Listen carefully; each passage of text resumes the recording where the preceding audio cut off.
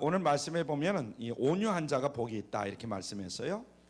적자 생존이다 이런 말을 들어봤는지 모르겠어요.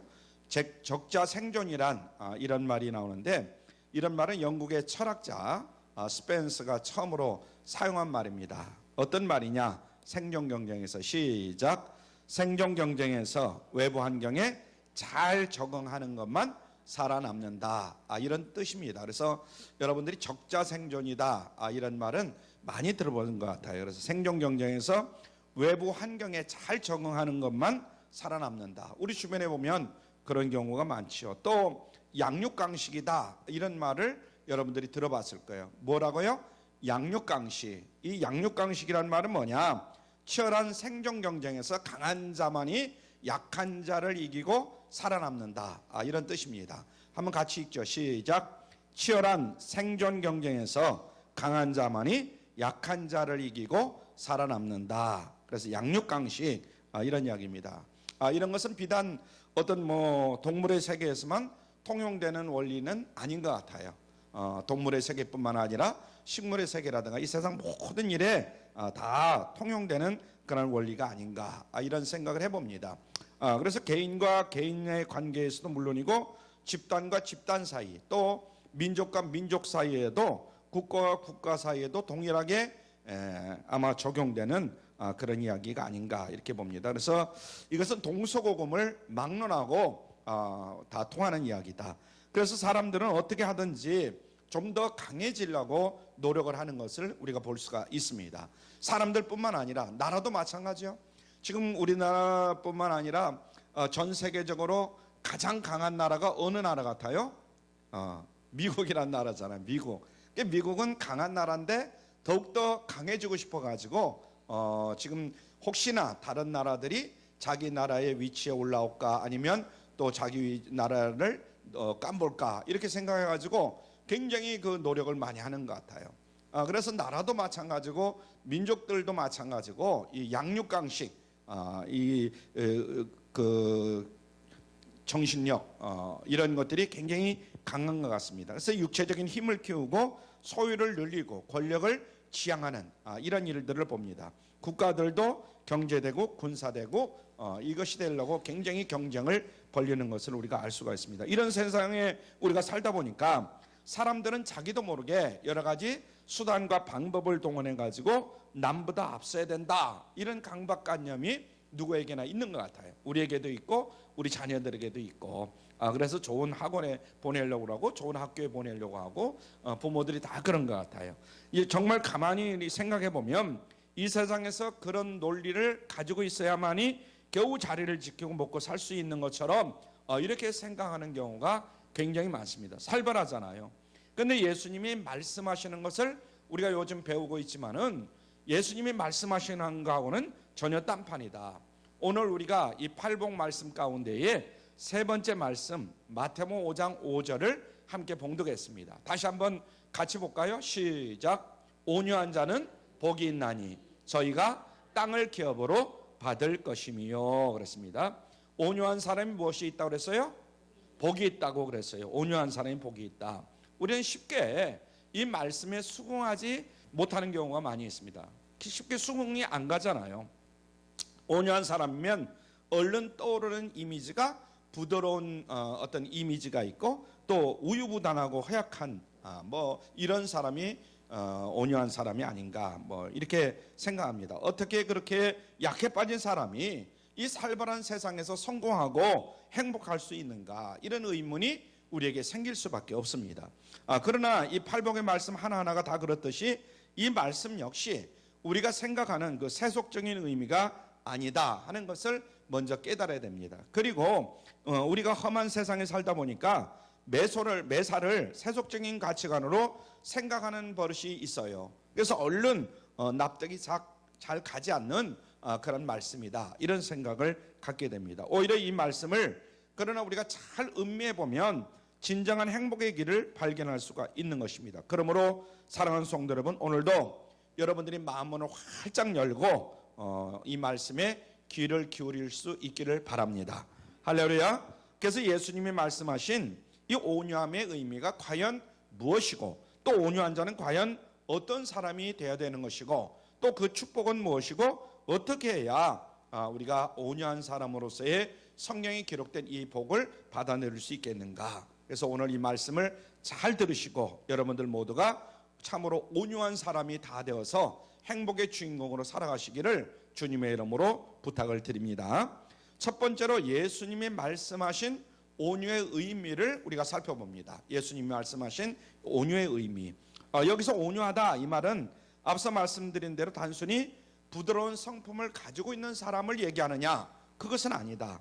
단순히 부드러운 성품을 얘기하는 것은 아니다. 예수님 당시에 그 시대에 이 단어가 어떻게 쓰였는지, 또 예수님이 정확하게 어떤 의미로 이 말씀을 사용하셨는지 이것을 파악하는 것이 굉장히 중요하다. 그렇지 않으면 그냥 우리의 편견을 갖고 지레짐작으로 이 말씀을 온유한 사람이 복이 있대 이렇게 그냥 우리가 받아들이면 안 된다. 그래서 팔복 말씀을 강의하면서 부득불 성경 원어를 좀 우리가 찾아봐야 할 필요가 있는 것 같아요. 그래서 이 온유하다 이 말은 헬라어로 프라오스라는 그런 뜻을 가지고 있습니다. 프라오스 이 말은 온유하다 이런 뜻을 가지고 있는데 이 단어는 부드러움, 겸손함 이런 뜻을 가지고 있습니다. 한번 따라하죠. 프라오스 이 말은 어떤 뜻을 가지고 있다고요?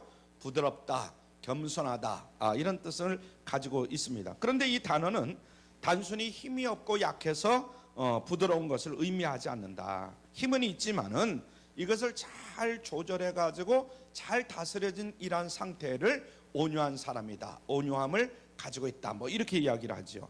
그러니까 온유함이란 인간의 어떤 통치 또 하나님의 통치, 하나님의 다스림을 받는 상태를 가리키는데 결코 강한 힘이 없는 게 아니라 힘은 있지만은 잘 다스려지고 잘 절제된 이런 인격을 의미한다, 이런 말씀입니다. 그래서 성경이 이 말씀이 이제 기록될 당시에 이 단어가 어떻게 쓰였는지 그 사실을 우리가 알아보는 것이 굉장히 중요하다.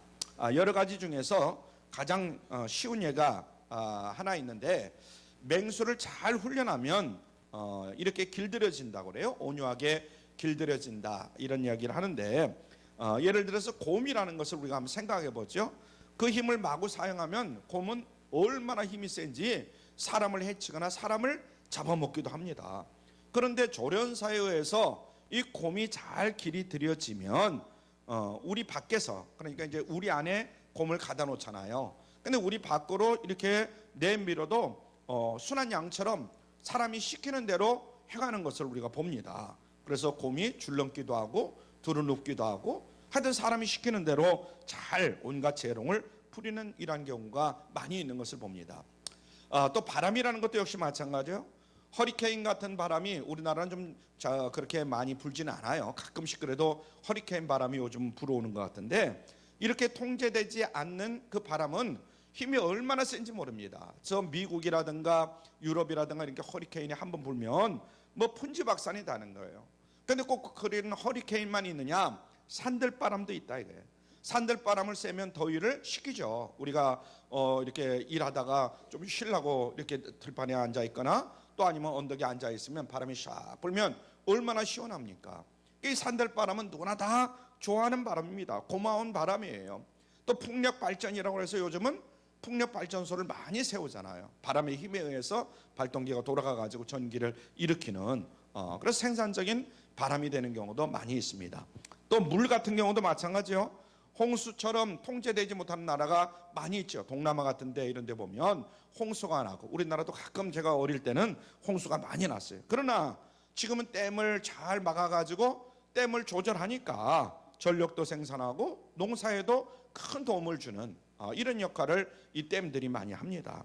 그러므로 우리는 온유한 사람을 이렇게 정의할 수가 있어요. 하나님을, 예수님을, 성령님을 왕으로 모시고 사는 사람, 그것을 우리가 온유한 사람이다 이렇게 말할 수 있습니다. 한번 따라하죠. 하나님을, 예수님을, 성령님을 왕으로 모시고 사는 사람. 그렇습니다. 온유한 사람은 자기 생각 아니면 자기 욕심대로 살아가는 그런 사람이 아니라 하나님의 주권을 존중하고 하나님의 주권대로 우리가 다스림을 받으면서 사는 사람을 온유한 사람이다, 이렇게 말할 수가 있습니다. 그러면 두 번째로 우리가 알아볼 것은 온유한 사람의 특징에 대해서 알아봅니다.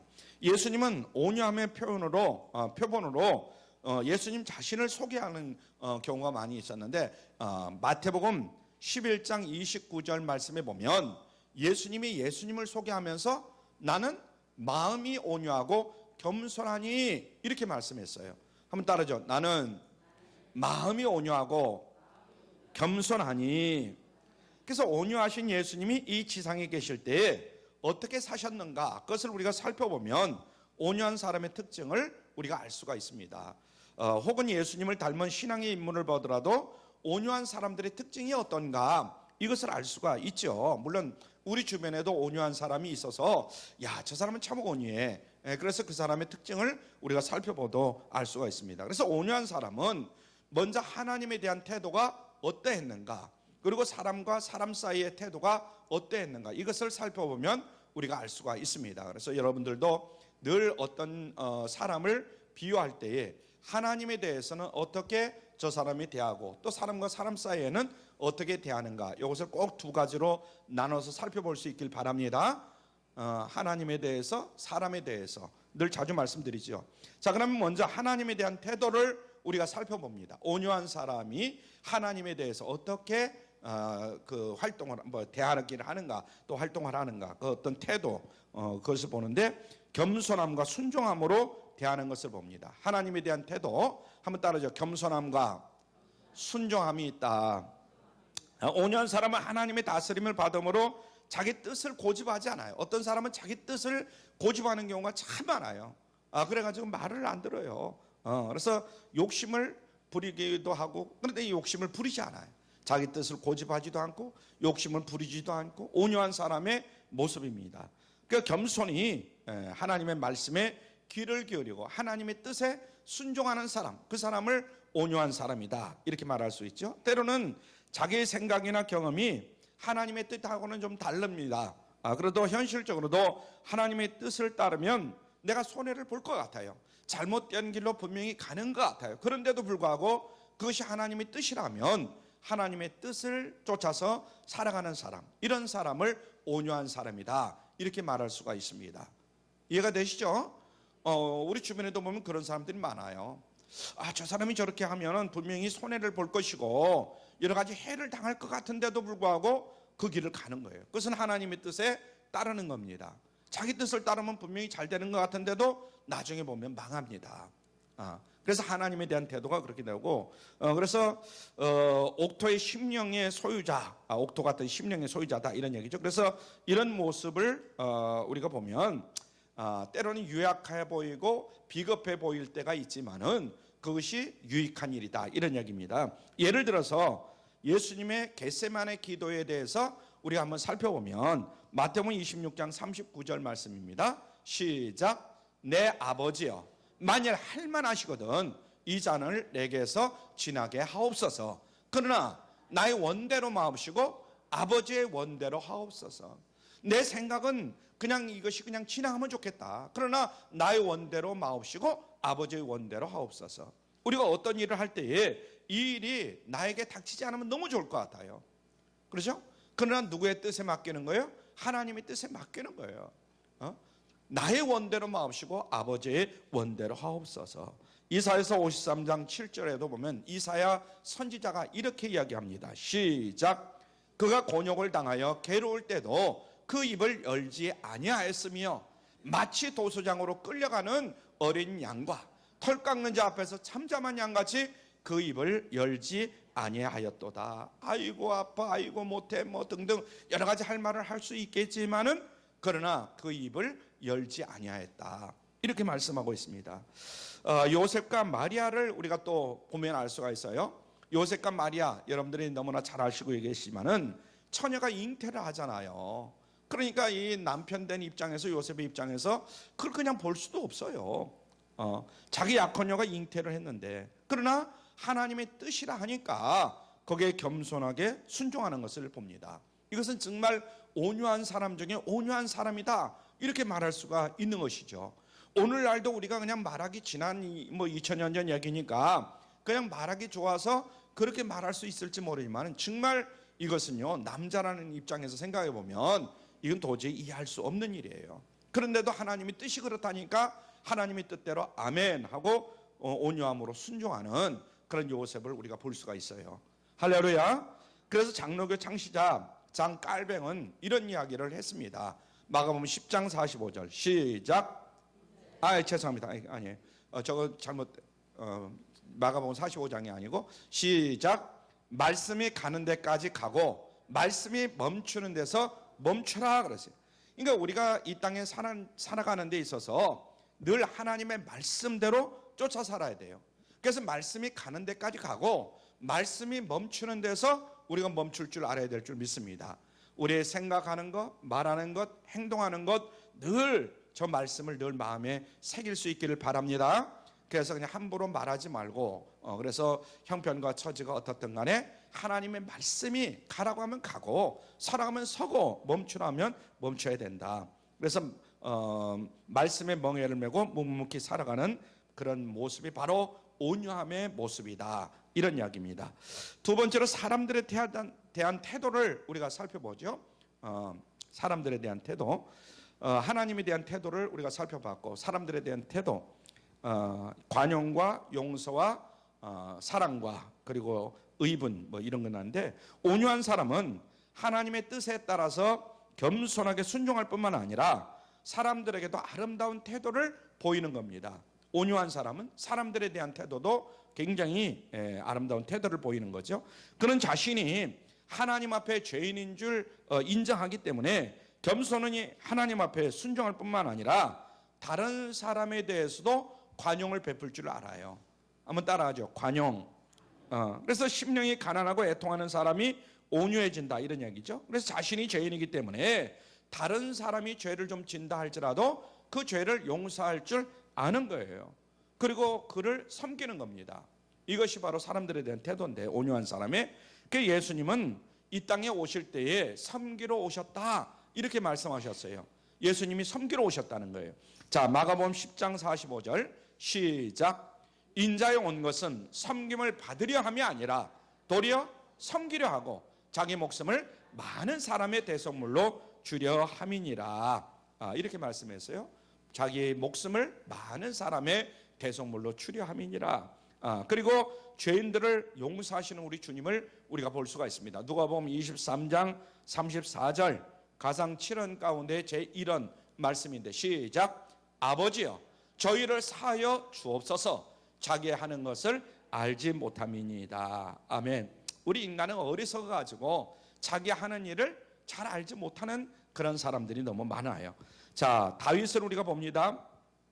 압살롬의 반역으로 인해서 자기 아들의 반역이 일어났어요. 참 정말 어떻게 보면 좀 나쁜 아들이죠. 그래서 쫓겨다닐 때에 시므이라는 사람, 우리가 힘들고 어려울 때에 정말 거기에 나타나는 사람이 꼭 있어요. 이 시므이가 그런 거예요. 그래서 다윗을 저주합니다. 그때 흥분해서 옆에서 보던 그런 다윗의 부하들이 그 시므이를 죽이려고 합니다. 그러니까 다윗이 그 신하들에게 그렇게 얘기합니다. 사무엘하 16장 10절로 11절 말씀 시작.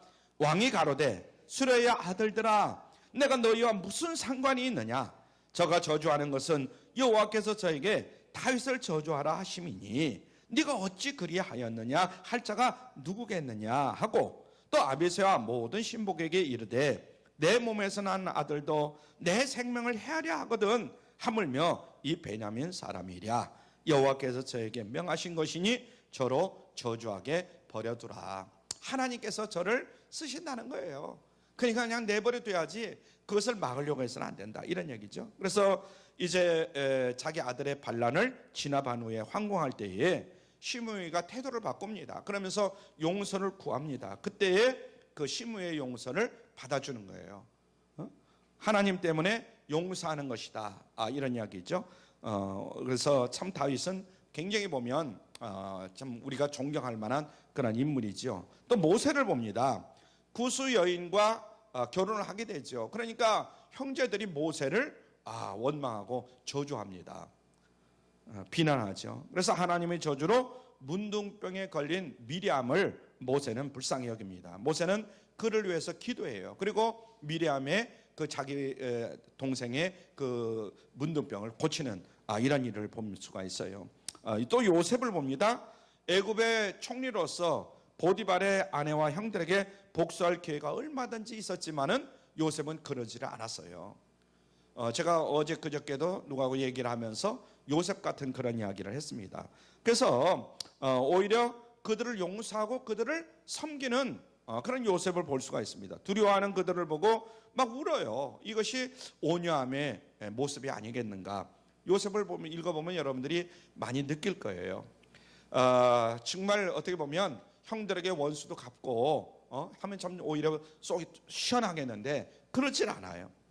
우리의 아들 요한을 또 보세요. 요한 성급하고 거칠고 뭐 성격을 보면 사실은 뭐 저하고 비슷한 그런 성격을 가지고 있는 요한 같아요. 그런 성품이 예수님을 만나서 변화를 당합니다. 그래서 하나님의 다스림을 받게 되니까 이 요한이 사랑의 사도가 되어버리는 거예요. 할렐루야. 여러분들도 아마 그렇게 되지 않았는가 이런 생각을 해봅니다. 그러니까 온유한 사람은 스스로 주님의 멍에를 메고 용서하고 섬기고 사랑하면서 사는 사람을 온유한 사람이다 이렇게 말하는 거예요. 그래서 우리 모두가 정말 오늘 말씀대로 모두가 온유한 사람이 될 수 있길 바랍니다.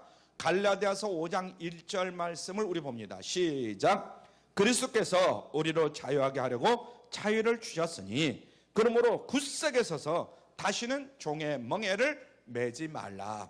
할렐루야. 다시는 무엇을 매지 말라? 종의 멍에를 매지 말라. 그리고 갈라디아서 5장 13절 시작. 형제들아 너희가 자유를 위하여 부르심을 입었으나 그러나 그 자유로 육체의 기회를 삼지 말고 오직 사랑으로 서로 종노릇하라.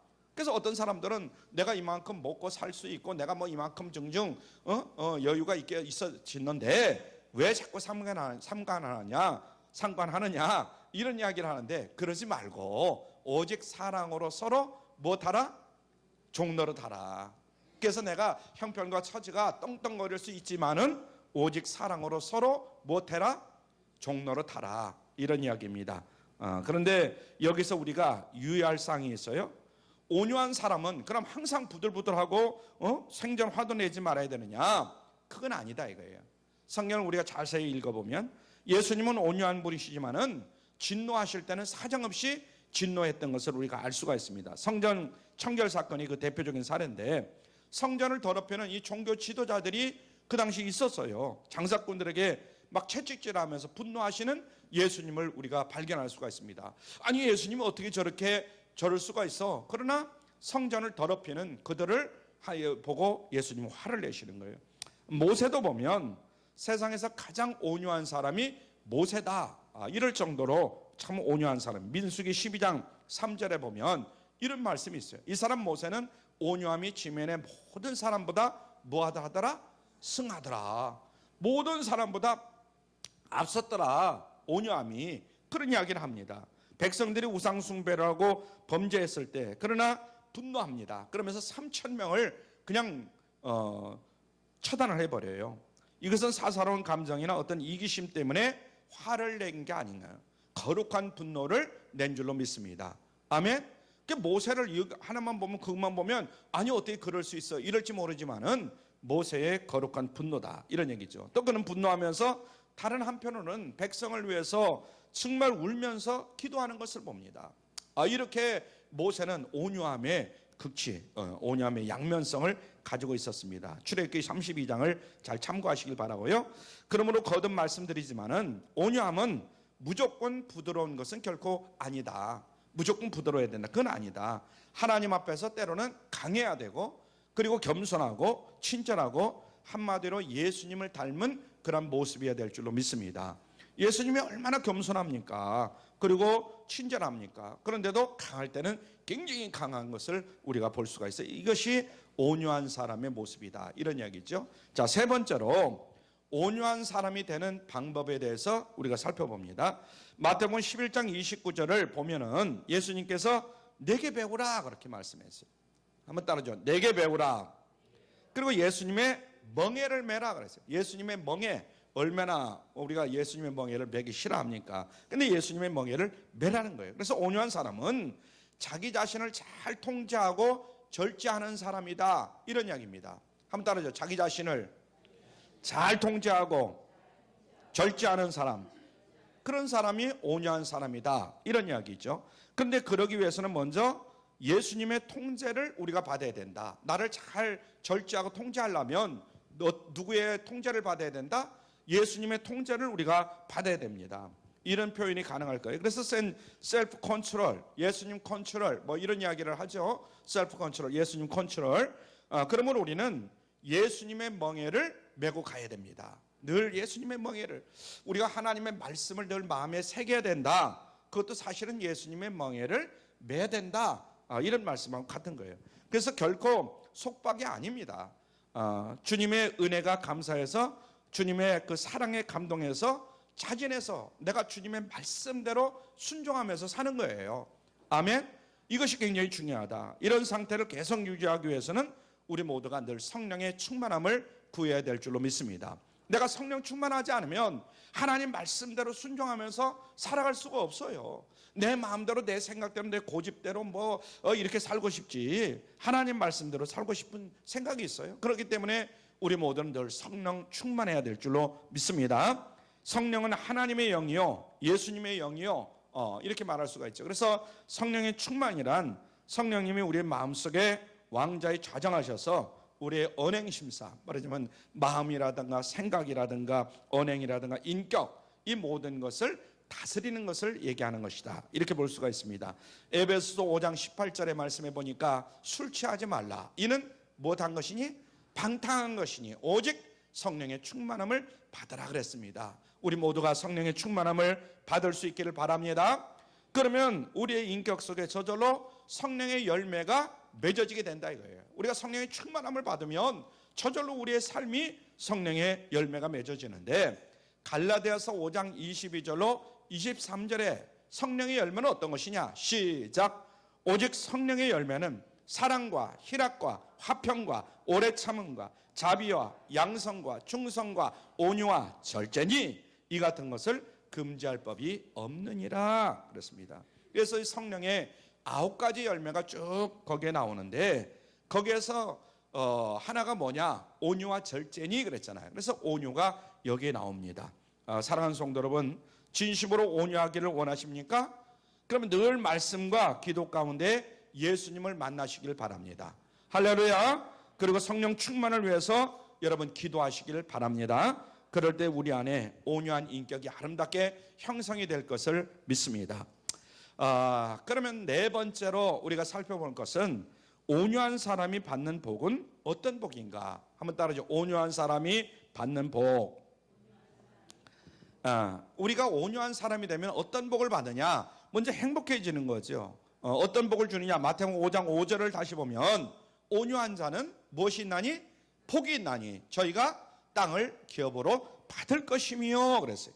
여기서 땅이라고 나오잖아요. 땅은 궁극적으로 하늘나라를 가리키는 거예요. 우리가 이 땅에서 살아가는데 땅이 많아야 되죠. 여러 가지로. 그런데 이 땅의 땅만을 얘기하는 것이 아니라 하늘 저 천국의 땅도 얘기하는 겁니다. 그래서 온유한 사람은 참된 하나님의 백성이기 때문에 이 땅에서의 삶을 마치면 저 하늘 저 천국으로 다 하늘나라로 들어가게 됨을 믿으시길 바랍니다. 그리고 그의 모든 복락을 영원토록 누리게 된다. 저 하늘 저 천국에서 영원토록 누리게 된다, 이런 얘기입니다. 여기서 기업이란 말은 상속 재산이다, 이런 이야기를 할 수가 있죠. 온유한 자는 복이 있나니 저희가 땅을 무엇으로 받아? 기업으로 받을 것이며, 여기서 기업이라고 할 때는 상속 재산이다. 그러니까 우리가 천국의 상속 재산을 받을 사람이다, 이런 이야기예요. 여러분 모두가 하늘나라에 가서 하나님께서 예비하신 하늘의 상속 재산을 다 받으시길 바랍니다. 로마서 8장 17절로 18절에 보니까 이렇게 말씀했어요. 시작. 자녀이면 또한 후사, 곧 하나님의 후사요 그리스도와 함께한 후사니 우리가 그와 함께 영광을 받기 위하여 고난도 함께 받아야 될 것이니라. 생각건대 현재의 고난은 장차 우리에게 나타날 영광과 좋게 비교할 수 없도다. 참 너무 감사해요. 그런데 이 세상 살 동안에 땅을 정복하는 능력을 하나님께서 주십니다. 창조 당시에 인간 타락 이전에 주셨던 세상을 따르는, 이 세상을 따르시는 권세를 우리에게 주신다는 거예요. 할렐루야.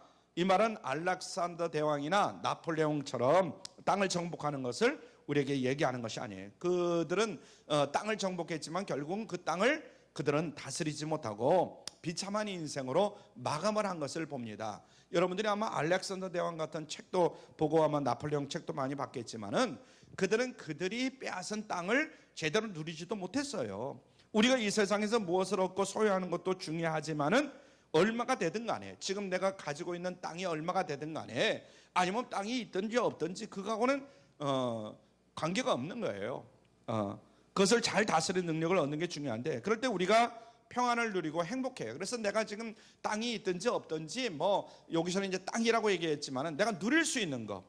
그래서 시편 37편 11절에 보면 온유한 자의 복을 뭐라고 말씀하고 있느냐면, 오직 온유한 자는 땅을 차지하며 풍부한 화평으로 즐기리로다, 이렇게 말씀했어요. 그래서 악인의 그 소유한 땅은 아무리 많아도 거기에 독이 들어가고 떡과 같고, 독이 들어가 있는 떡과 같고 오염된 공기와 같다. 그래서 누가 먹고 마시고 그것을 누리려고 하더라도 먹고 마시고 누릴 수가 없다, 이런 얘기입니다. 그래서 양도 중요하지만은 질은 더 중요하다. 한번 따라하죠. 양도 중요하지만 질이 더 중요하다.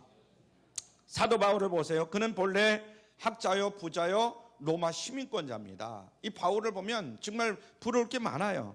그런데 예수 믿고 나서 이 모든 것들 다 분토처럼 다 버렸던 것을 볼 수가 있어요. 분명히 육신적으로 보면 그는 가난하고 궁핍했습니다. 그렇죠? 모든 것을 다 버리고 난 후에 사도 바울을 보세요. 너무나 가난한 사람이고 궁핍한 사람이잖아요. 그러나 그는 뭐라고 외칩니까? 빌립보서 4장 11절로 13절에 보면 이렇게 외칩니다. 시작. 내가 궁핍함으로 말하는 것이 아니라 어떤 형편이든지 내가 자족하기를 배웠노니. 굉장히 중요한 거예요. 내가 못하기를 배웠다고 해요? 자족하기를 배웠노니. 굉장히 중요한 겁니다. 그러면서 시작. 내가 비천에 처할 줄도 알고 풍부에 처할 줄도 알아. 모든 일에 배부르며 배고픔과 풍부와 궁핍에도 일체의 비결을 배웠노라. 내게 능력 주신 자 안에서 내가 모든 것을 할 수 있느니라. 아멘. 한번 따라하죠. 내게 능력 주신 자 안에서 내가 모든 것을 할 수 있느니라. 할렐루야. 예수님이 나와 함께 하시면 내가 뭐든지 다 할 수 있다. 그렇기 때문에 그는 아무것도 없는 것 같은 그런 사람이었지만은 모든 것을 소유한 자로 이 땅에 살아가게 된 줄 믿으시길 바랍니다. 할렐루야. 고린도후서 6장 10절에 보니까 이런 말씀이 있어요. 근심하는 자 같으나 항상 기뻐하고 가난한 자 같으나 많은 사람을 부유하게 하고 아무것도 없는 자 같으나 모든 것을 가진 자로다. 할렐루야. 여러분 모두가 이렇게 되기를 바랍니다. 너무 말씀이 좋으니까 우리 한번 같이 읽죠. 시작. 근심하는 자 같으나 항상 기뻐하고 가난한 자 같으나 많은 사람을 부유하게 하고 아무것도 없는 자 같으나 모든 것을 가진 자로다. 할렐루야. 참 기가 막혀요. 영적인 부자, 진짜 부자의 모습이 바로 저런 모습이 아닌가. 그래서 잠언서에도 이제 아굴이 기도하면서 열망했던 게 바로 이런 것이 아닌가, 이런 생각을 해보면서 잠언서 30장 8절로 9절에 이렇게 이야기합니다. 나로 같이 읽죠. 시작. 나로 가난하게도 마옵시고 부하게도 마옵시고 오직 필요한 양식으로 내게 먹이시옵소서. 혹 내가 배불러서 하나님을 모른다, 여호와가 누구냐 할까 하오며 혹 내가 가난하여 토적질하고 내 하나님의 이름을 욕되게 할까 두려워함이니이다. 아멘. 그래서 여러분 이렇게만 살 수 있다면 이 땅에 얼마나 가졌든지 모든 것을 가진 최고의 부자로 살 수 있는 줄로 믿습니다. 할렐루야. 여러분이 정말 이렇게 살 수 있기를 바라요. 그래서 장차 천국에 들어가서 영원한 부자로 여러분들이 다 살게 될 줄로 믿습니다. 이게 진짜 행복이다. 이게 진짜 행복이다. 그래서 사랑하는 성도 여러분, 여러분은 과연 행복을 무슨 생각을 하면서 어떤 노력을 하고 행복이 어떤 것인가 이렇게 생각하는지 모르겠어요. 과연 그렇게 해서 여러분들이 행복할까? 그래서 오늘 예수님의 행복론에 대해서 여러분들이 곰곰이 따져보면서 마음속에 새기시길 바랍니다. 그래서 잘못된 세상의 허구적인 행복론을 붙잡고 만약에 살고 있다면 속히 이런 잘못된 세상의 허구적인 이 행복론을 빨리 포기하시길 바랍니다. 그리고 예수님의 말씀대로 온유한 사람이 되시기를 주님의 이름으로 부탁을 드립니다. 그래서 이 땅에서도 또 저 천국에 들어가서도 부유하게 살아가는 저와 여러분들이 다 되시기를 주님의 이름으로 축원합니다.